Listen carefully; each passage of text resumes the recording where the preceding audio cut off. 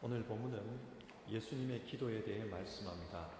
오늘 본문에서 기도로 번역된 단어는 헬라어 프로슈코마이입니다. 이 단어는 누구누구에게로 향하여 라는 뜻의 전치사 프로스와 소원하다, 바라다 라는 뜻의 동사 유코마이가 합쳐진 단어입니다. 그러니까 기도라는 말을 문자적으로 해석하면 누군가를 향하여 소원하는 것, 그런 뜻입니다. 그렇다면 여러분, 예수님께서 제자들을 향해 어떤 소원을 가지고 계셨을까요? 다시 말하면 제자들을 위한 기도 제목은 무엇이었을까요? 제자들과 늘 함께 하는 것이었습니다. 예를 들어 마태복음을 봅시다. 마태복음은 아기로 탄생하신 예수님을 구약에 나오는 임마누엘 예언의 성취로 이해합니다. 마태복음 1장 23절, 보라 처녀가 잉태하여 아들을 낳을 것이요 그의 이름을 임마누엘이라 하리라 하셨으니 이를 번역한즉 하나님이 우리와 함께 계시다 하니라. 임마누엘, 우리와 함께 하기 위해서 예수님은 이 땅에 오셨습니다. 그리고 마태복음 가장 마지막 절 28장 20절입니다. 볼지어다 내가 세상 끝날까지 너희와 항상 함께 있으리라. 예수님은 승천하시기 전 제자들과 세상 끝날까지 함께 있을 것을 약속하셨습니다. 예수님은 이 땅에 오실 때에도 그리고 이 땅을 떠나실 때에도 언제나 자기 사람들과 함께 하는 것에 관하여 말씀하셨습니다. 그리고 마가복음 3장 14절에 15절을 보면 예수님께서 제자들을 부르시는 장면이 나오는데 이에 12를 세우셨으니 이는 자기와 함께 있게 하시고 또 보내사 전도도 하며 귀신을 내쫓는 권능도 가지게 하려 하심이로라. 여기서 예수님께서 제자들을 부르신 이유가 자기와 함께 있게 하시고입니다. 예수님은 제자들과 함께 있는 것을 원하셨습니다. 이 상에서 추론해 볼 때 예수님께서 제자들을 향해 가지고 계셨던 기도 제목은 아마도 함께 하는 것이었을 것입니다. 그런데 제자들은 어떠했습니까? 오늘 말씀에서 예수님은 제자들과 함께 기도하러 겟세마네로 가십니다. 이제 곧 생애의 가장 힘든 순간이 다가오고 있는데 예수님은 제자들과 함께 기도로 준비하기를 원하셨습니다. 겟세마네, 이 이름은 올리브 기름을 짜는 곳, 그런 뜻입니다. 이 동산은 예루살렘에서 가까운 감람산에 있었습니다. 지금도 이곳에 가면 나이가 2000년이 넘는 올리브 나무들이 있다고 합니다. 아마도 겟세마네는 올리브 나무에서 올리브를 따와 기름을 짜는 그런 시설물이 있던 곳이었던 것 같습니다. 올리브 기름은 큰 틀 속에 올리브 열매를 넣고 먼저는 돌로 찍습니다. 그 다음에 바구니 같은 곳에 그것을 담아가지고 무거운 곳으로 짓누르면은 거기서 기름이 나옵니다. 1차, 2차, 3차, 4차 4번에 걸쳐서 기름을 짜냅니다. 그런데 이 장소는 예수님의 기도 사건을 예시해주는 상징적인 의미가 있습니다. 이곳은 올리브 기름을 짜는 곳이니까 기름이 나오면 풍성한 수확의 기쁨을 맛볼 수 있었겠죠. 그러나 그 수확의 기쁨을 맛보려면 올리브를 짓누르고 빻아야 합니다. 고통이 있어야 합니다. 이처럼 예수님은 인류 구원이라는 열매를 얻기 위해서 십자가의 고난을 당하십니다. 마치 올리브를 찍고 또 짓누르듯이 예수님의 삶 속에 그런 고통이 다가왔습니다. 오늘 보면 38절을 통해 우리는 그 고통을 유추해 볼 수 있는데 내 마음이 매우 고민하여 죽게 되었으니 너희는 여기 머물러 나와 함께 깨어 있으라. 지금 예수님은 그 당시 느끼는 고통을 마음이 괴로워서 죽을 지경이다, 그렇게 표현하고 있습니다. 예수님은 성자 하나님이십니다. 그런데 그 예수님께서 왜 그렇게 고통스럽고 괴로우셨을까요? 예수님은 세상의 구원자로 오셨습니다. 그리고 세상을 구원하시기 위해 십자가를 지셔야 합니다. 근데 여러분, 예수님이 이루어야 할 구원이 무엇입니까? 성경이 말하는 구원은 하나님이 우리와 함께 하시는 것입니다. 예를 들어 봅시다. 인간은 처음 창조될 때 흙으로 만들어졌습니다. 그런데 인간이 다른 피조물들과 다른 것은 흙으로 만든 그 인간에게 하나님께서 자기 생기를 불어넣어 주신 것입니다. 창세기 2장 7절입니다. 여호와 하나님이 땅의 흙으로 사람을 지으시고 생기를 그 코에 불어넣으시니 사람이 생명이 되니라. 이 말씀에 따르면 인간은 흙 플러스 하나님의 생기입니다. 여기서 흙은 생물학적 존재를 의미합니다. 따라서 다른 생물들도 흙으로 만들어졌다. 성경은 그렇게 이야기합니다. 그러면 하나님의 생기가 무엇입니까? 하나님의 영을 의미합니다. 인간은 원래 만들어질 때부터 생물학적 존재이면서 동시에 하나님의 영이 그와 함께 하도록 그렇게 설계된 존재입니다. 그러나 인간이 죄를 지은 후 하나님은 더 이상 인간과 함께 머물 수가 없었습니다. 인간 스스로 하나님같이 되어서 하나님을 쫓아낸 것입니다. 그래서 하나님과 인간 사이에 막힌 담이 생겼다. 성경은 말씀합니다. 죄는 하나님과 인간의 관계를 단절시켰습니다.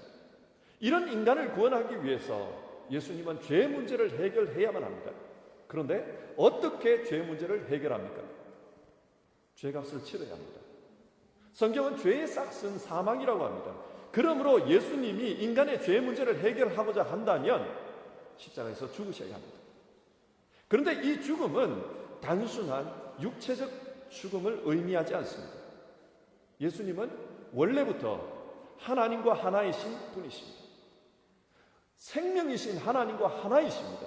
그러므로 예수님은 죽을 수가 없습니다. 그렇지 않습니까? 영원한 생명이신 분이 어떻게 죽을 수가 있습니까? 그러니까 예수님이 죽는다는 것은 하나님과의 단절이 선행되어야 합니다. 하나님과 단절이 되어야 죽을 수 있습니다. 그래서 예수님은 하나님으로부터 단절됩니다. 이것이 예수님에게 가장 큰 고통이었습니다. 마태복음 27장 46절의 말씀입니다. 엘리 엘리 라마 사박다니 나의 하나님 어찌하여 나를 버리셨나이까. 예수님은 십자가에서 육체의 고통을 당하기 이전에 이미 하나님으로부터 버림받는 그런 고통을 당해야 했습니다. 그래서 마음이 괴로워 죽을 지경이다. 그렇게 말씀했습니다. 십자가를 지는 일, 이 일은 성자 하나님 예수님께도 벅찬 일이었습니다. 그래서 기도하십니다. 39절입니다.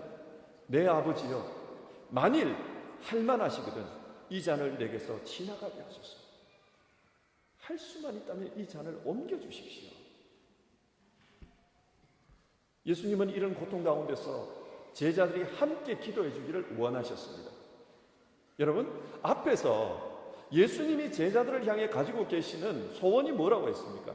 임마누엘, 함께하는 것이었습니다. 예수님은 이 고통의 순간에 특별히 제자들이 함께 있으면서 기도해 주는 것을 원하셨습니다. 그래서 오늘 본문을 보면 기도와 관련하여 함께라는 단어가 4번이나 나옵니다. 얼마나 제자들이 함께 있으면서 기도해 주기를 원하셨는지 그것을 반증해 주는 증거입니다. 그런데 제자들은 어떠했습니까? 40절입니다. 제자들에게 오사 그 자는 것을 보시고 예수님은 함께 깨어 기도하라고 그렇게 요청했지만 제자들은 깊은 잠이 들어 있었습니다. 아마 어떤 분들은 이 본문을 읽으면서 참 제자들 한심하다 그렇게 생각할지 모르겠습니다. 저것도 제자라고 저 사람들을 믿고 다녔나 그런 생각하실지 모르겠습니다. 그러나 여러분, 이 제자들이 어떤 분들입니까? 이들은 자신의 가족과 생계를 모두 버리고 3년 동안이나 예수님을 따라다녔던 사람입니다. 누구보다도 헌신된 사람들입니다. 갈릴리 지역에서 예루살렘까지 많은 동네를 거치는 동안 예수님의 이적을 직접 경험하고 또 예수님의 설교를 많이 들었던 제자 중에 제자들입니다. 아마 당시 사람들 가운데 이들보다 예수님을 더 잘 알고 더 잘 따르는 사람들은 없었을 것입니다. 예수님에 관한 것이라면 누구보다도 자신 있던 사람이 바로 이 제자들입니다. 그럼에도 불구하고 이들은 예수님의 소원을 이루는데 실패했습니다. 함께 기도하는데 실패했습니다. 왜 실패했을까요? 이들은 왜 예수님과 함께 하지 못했습니까? 먼저는 자신들의 약점을 간과했기 때문입니다. 아마도 제자들은 예수님과 함께 끝까지 동행하기를 원했을 것입니다. 방금 전 겟세마네 동산으로 오시기 전에 예수님은 제자들과 함께 유월절 식사를 하셨습니다. 그때 예수님은 조금 후에 순환 받을 거다, 그것을 예고하시면서 너희가 모두 나를 버릴 것이다, 그런 말씀을 하셨습니다. 이 말씀을 들은 제자들은 내가 주와 함께 죽을지언정 주를 부인하지 않겠나이다 맹세했습니다. 이런 말들을 미루어 볼 때 제자들이 만약 자기 의지대로 행동할 수 있었다면, 그런 상황이라면 죽음의 자리에까지 예수님과 함께 하려고 했을 것입니다. 그들 역시 예수님과 함께 살고 함께 죽는 것, 그걸 꿈꾸었습니다. 그런데 문제는 41절. 마음에는 원이로되 육신이 약하도다. 이들의 약점이었습니다. 마음은 원이었지만 그러나 육신이 약했습니다. 언젠가 한국 축구 선수에 대한 신문 기사를 읽다가 놀란 적이 있습니다. 지금은 은퇴해서 한국 축구의 레전드들입니다. 그러나 한때 한국 대표로서 우리나라를 위해 국가 대항전을 했던 그런 선수들 중에 한쪽 눈을 실명한 사람들이 꽤나 있다는 것이었습니다. 사례를 보니까 중고등학교 시절에 공에 강하게 맞아가지고 눈이 실명을 했거나, 아니면은 이렇게 몸싸움을 하다가 넘어졌는데 다른 선수 발길에 채여가지고 눈을 실명했다는 것입니다. 빠른 속도로 날아오는 공을 정확히 보고 또 위치를 선정하고, 그래서 정확히 공을 차거나 헤딩을 해야 될 선수가 눈을 다쳤다면 이것은 굉장히 큰 문제입니다. 그런데 그런 사람들 중에 국가대표로 오랫동안 뛰었던 선수들이 여럿 있었습니다. 그들에게는 한 가지 공통점이 있었어요. 그것은 자신의 신체적 약점에 익숙해지기 위해서 굉장히 노력했다는 것입니다. 내 한쪽 눈이 잘 보이지 않아서 위치 선정에 문제가 있다, 이 어려움을 극복하기 위해서 굉장히 노력했다는 겁니다. 반복 훈련을 통해서 익숙해지고 그 약점에 익숙해지고 어떻게 하면 극복할 수 있을까 많이 노력했다는 겁니다. 이것은 신앙에서도 마찬가지입니다. 우리에게 중요한 것은 우리의 연약함을 알고 이것에 잘 대처하기 위해서 훈련하는 것입니다. 베드로는 너무나도 자신이 있었습니다. 그래서 큰 소리 쳤습니다. 비록 모든 사람이 다 주님을 버릴지라도 나는 결코 버리지 않겠나이다. 근데 여러분, 만약 이때 베드로가 스스로의 약점을 알고 그리고 훈련하는 자세로 주님을 따랐다면 어떠했을까요? 만약 그랬다면 그는 결코 예수님을 모른다고 3번이나 부인하고 또 예수님을 저주하는 자리에까지는 가지 않았을 것입니다. 육체의 문제를 가지고 있었던 바울은 하나님께 자신의 문제를 해결해 달라고 기도했습니다.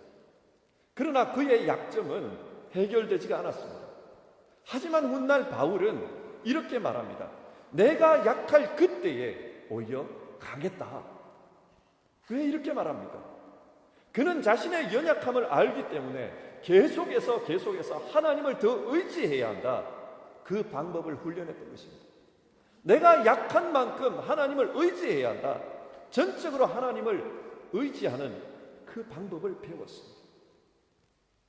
자신의 연약성을 아는 사람은 그것을 극복하기 위해 하나님께 매달립니다. 그러나 자신의 약점을 간구하는 사람들은 하나님께 매달리는 훈련을 하지 않습니다. 제자들이 예수님과 함께하는 삶에 실패한 이유는 자신들의 가지고 있는 그 연약함을 간구했기 때문입니다. 우리도 기도에 실패할 때가 있습니다. 여러분, 언제 기도에 실패합니까? 자신의 연약성을 간구할 때입니다. 자신의 연약성을 모르면 기도의 필요성도 느끼지 못합니다. 스스로의 약함을 아는 그 사람이 하나님 앞에 기도할 수 있는 사람입니다. 우리도 따져보면 신앙생활하는데 약점이 있습니다. 그렇다면 이 약점을 위해 훈련해야 합니다. 늘 예수님과 함께하는 영적인 삶을 살 수 있도록 훈련해야 합니다. 오늘 예수님은 그 훈련이 깨어서 기도하는 것이라고 우리에게 교훈하고 있습니다. 여기서 한번 생각해 봅시다. 오늘 본문에서 예수님은 왜 제자들에게 기도하라고 말씀하지 않고 깨어있으라 그렇게 말씀했을까요? 38절입니다. 너희는 여기 머물러 나와 함께 깨어있으라. 40절 너희가 나와 함께 1시간도 이렇게 깨어있을 수 없더냐. 맥락으로 볼 때 이 깨어있다는 것은 기도를 의미합니다. 그런데 예수님은 기도라고 말하지 않고 깨어있을 수 없더냐 그렇게 말해요. 여기서 깨어있다는 말은 헬라어 그레고레오라는 단어입니다. 이 단어는 경계하다, 주의하다 그런 뜻입니다. 파수꾼이 깨어서 보초를 쓰듯이 그렇게 주의를 경계하는 것입니다. 왜 예수님은 기도라는 단어 대신에 제자들에게 깨어있으라 그렇게 말씀하셨을까요? 마귀는 우는 사자와 같이 삼킬 자를 찾고 있다. 성경은 말씀합니다. 기회만 있으면 우리의 약점을 공격합니다. 그리고 넘어지게 합니다. 예수님은 지금 이 위기라고 본 것입니다. 그래서 그 마귀의 공격 앞에 깨어있으라. 어디로 공격해 오는지 그것을 보고 거기에 대처해라. 그렇게 말씀한 것입니다. 마귀는 항상 우리의 약한 부분을 건드립니다. 여러분, 사자가 사냥할 때를 보십시오. 그 무리 중에 가장 약한 놈을 골라냅니다. 약점을 건드립니다. 마치 도미노 게임에서 하나를 건드리면 모두가 넘어지는 것처럼 하나를 건드리면 우리 삶이 와장창 넘어질 수 있는 그런 약점을 공격해 옵니다. 그래서 예수님은 깨어있으라고 합니다. 깨어서 자기의 약점을 보고 그리고 하나님 앞에 간구해라. 우리에게 그 말씀을 합니다. 두 번째로 제자들이 예수님과 함께 기도하는 일에 실패한 이유는 문제를 잘못 인식했기 때문입니다. 예수님은 고민으로 죽을 것 같다고 하셨습니다. 그리고 제자들에게 함께 깨어 기도해달라고 부탁했습니다. 예수님은 제자들로부터 조금 떨어진 곳에서 간절히 기도합니다. 마치 땀방울이 핏방울처럼 흐르도록 그렇게 간절히 기도합니다. 근데 여러분, 그때 예수님 옆에서 자고 있는 제자들의 모습을 한번 상상해 보십시오. 마태복음 26장 51절과 52절을 보면 가룟 유다가 기도하고 있는 예수님을 잡기 위해서 군병들과 함께 찾아왔습니다. 그때 예수님 옆에 있던 한 제자가 일어나서 자기가 가지고 있던 칼로 그 군병 중 하나를 쳤다고 합니다. 귀가 떨어졌습니다. 그리고 요한복음 18장 10절은 그 칼로 친 자가 베드로라고 말합니다. 그렇다면 지금 베드로는 예수님 옆에 기도하면서 졸고 있습니다. 그러면서 칼을 차고 있는 거예요. 자, 이 장면을 잘 한번 생각해 보십시오. 주님과 함께 죽는 한이 있을지라도 절대로 주님을 모른다고 하지 않겠습니다. 여러분, 이 말이 무슨 의미일까요? 제가 칼을 가지고 싸워서라도 내 몸에 칼날이 들어오는 한이 있더라도 주님 지켜드리겠습니다. 그 말이었습니다. 지금 예수님께서 베드로에게 요구한 것은 내가 영적으로 힘들고 하나님께 버림받은 이 고통 속에 있다. 죽을 지경이다. 함께 기도해달라. 그것이었습니다. 그러나 베드로가 이해한 것은 만약 군병들이 칼을 들고 찾아오면 내가 칼날을 휘둘러서 주님을 보호해 주겠습니다. 그런 마음으로 칼을 의지하고 옆에서 졸고 있었던 것입니다. 그래서 그런 기도에 실패합니다. 문제를 완전히 잘못 인식했습니다. 그는 그 당시 주님의 말씀을 제대로 분별할 만한 영적 분별력이 없었던 것입니다. 우리 그리스도인들도 때로는 착각할 때가 있습니다. 마치 하나님의 뜻을 다 아는 것처럼 이게 하나님의 뜻이다, 이건 아니야, 그렇게 생각하며 살 때가 있습니다. 근데 여러분, 우리가 과연 하나님의 뜻을 완벽히 알 수 있을까요? 고린도전서 13장은 말씀합니다. 우리는 부분적으로 알고 부분적으로 예언합니다. 그러나 온전한 것이 올 때는 부분적인 것이 사라집니다. 성경은 우리가 부분적으로 알 뿐이라고 합니다. 우리는 이걸 인정해야 합니다. 우리는 하나님의 뜻을 온전히 알지 못합니다. 자기의 상상력을 가지고 하나님의 뜻을 분별하려고 하면 우리 역시도 베드로와 같은 오류에 빠집니다. 자기의 생각을 너무 많이 신뢰하면 베드로와 같이 칼을 품에 품고 주님을 위해 살고 있다, 그렇게 생각할 수 있습니다. 우리가 가지고 있는 학식, 우리가 가지고 있는 물질, 우리가 가지고 있는 인간적인 재능들, 그것을 붙잡고 주님을 위해서, 하나님의 뜻을 위해서 그렇게 생각하며 칼날을 휘두를 수 있습니다. 혹시 내 뜻대로 되지 않는 세상, 내 뜻대로 되지 않는 사람을 만나면 분노의 칼, 남을 무시하는 그 칼을 휘두르며 우리는 살고 있지 않는지. 우리는 하나님의 뜻을 다 알지 못합니다. 매 순간 하나님께서 우리에게 가르쳐 주십시오. 겸손한 마음으로 하나님의 지혜를 간구해야 할 사람들입니다. 성령님의 도움 없이는 우리는 하나님의 뜻을 분별할 수 없습니다. 그러므로 우리는 항상 갈림길에 섰을 때, 선택의 갈림길에 섰을 때, 행동의 갈림길에 섰을 때 하나님 앞에 기도해야만 합니다. 말씀을 정리하겠습니다. 예수님은 제자들과 함께 하는 삶을 원하셨습니다. 특히 십자가 고난을 앞에 두고 제자들과 함께 그 길을 가길 원했었습니다. 그러나 제자들은 예수님과 함께 하지 못했습니다. 누구든지 나를 따라오려거든 자기를 부인하고 자기 십자가를 지고 나를 따르라. 주님은 그 십자가의 길을 같이 가기를 원했지만 제자들은 실패했습니다. 하지만 예수님은 포기하지 않았습니다. 그래서 46절을 보면 일어나라, 함께 가자, 그렇게 요구하고 있습니다. 예수님은 제자들에게 지금 영적으로 잠든 그 자리에서 일어나라고 합니다. 혹시 우리가 기도의 삶에 실패하고 있습니까? 혹시 우리가 영적으로 무능함에 빠져서 그렇게 살고 있습니까? 분별력을 잃어버리고 이것이 하나님의 뜻이다 그러면서 분노의 칼날을 휘두르며 주변 사람들과 그렇게 살아가고 있습니까? 주님은 그곳으로부터 일어나라고 합니다. 그리고 함께 가자고 하십니다. 지금은 고난주간입니다. 예수님의 고난을 묵상하며 우리의 신앙을 돌아보는 기간입니다. 예수님은 자신의 고통의 문제에 대해 함께 깨어 기도해 주기를 제자들에게 간구하셨습니다. 그리고 예수님의 그 고난은 오늘도 여전히 되고 있습니다. 골로새서 1장의 말씀입니다.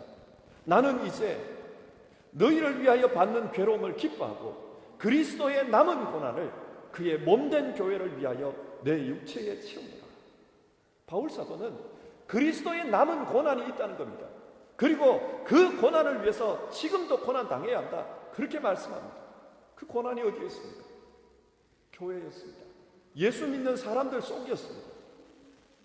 때로는 순수성을 잃어버리고 그리스도인의 모습에서 이탈해버린 이 사람들이 주님께는 고난일 수 있습니다. 순수성을 잃어버리고 세상과 짝하며 사는 그 사람을 볼 때 주님은 고난을 당할 수 있습니다. 때로는 세상의 공경 속에서 박해를 당하는 사람들을 보며 주님은 고통을 느낄 수 있습니다. 뿐만 아니라 타락하는 우리 시대의 교회를 보면서 주님은 고통을 느낄 수 있습니다. 그 그리스도의 남은 고난을 위하여 함께 기도하자. 함께 기도하자. 주님은 우리에게 그걸 요구하십니다. 내 고난의 문제를 두고 깨어서 함께 기도하자. 주님은 그걸 말씀하십니다. 다가오는 한 주간 고난 주간입니다. 이 주간 동안 주님과 함께 깨어서 기도하는 우리가 될 수 있기를 바랍니다. 그래서 기도를 통해 내 뜻을 이루는 것이 아니라 아버지의 뜻을 이루고자 간구하면서 우리의 신앙의 순수성을 회복했으면 좋겠습니다. 그리고 우리 이웃 중에, 우리 주변 중에, 우리 사회 중에 고통하는 사람들을 생각하며 주님의 고통이 저기에 있다 생각하며 함께 기도했으면 좋겠습니다. 뿐만 아니라 우리 교회와 또 우리 시대의 교회를 보면서, 교회의 문제들을 보면서 주님 앞에 같이 기도할 수 있었으면 좋겠습니다. 주님은 우리에게 일어나라, 함께 가자, 내 고난이 있는 그곳에 함께 가자, 우리에게 요청하십니다. 주님과 함께 기도하며 주님이 원하시는 임마누엘 삶, 주님과 함께 살아가는 삶을 실천할 수 있기를 주님의 이름으로 권면합니다. 기도하겠습니다. 하나님, 오늘은 고난주일입니다. 십자가의 고난을 앞에 두고 우리를 위해 자신을 내어주시며 하나님과 단절되는 그 고통을 겪으셨던 예수님의 기도를 살펴보았습니다. 내 뜻이 아니라 아버지의 뜻대로 되게 해달라고, 내가 희생되더라도 아버지의 뜻이 이루어지게 해달라고 기도하셨던 그 주님의 기도를 우리 마음에 새깁니다. 그러나 제자들은 함께 기도해 주기를 원하는 그 주님의 간절함에 응답하지 못했습니다. 자신의 약함을 간구하고 스스로를 과신해서 또 주님의 마음을 제대로 헤아리지 못해서 그래서 기도하지 못했습니다. 주님, 우리 시대에도 주님의 고난은 있습니다. 그 고난 앞에서 우리와 함께 기도하기를 원하시는 주님, 그 주님의 부르심에 응답하는 우리 모두 되게 하여 주시옵소서. 어느 자리 어느 곳에 있든지 주와 함께 기도하는 우리 성도님들 다 되게 하옵소서. 우리 주님 예수님의 이름으로 기도드립니다.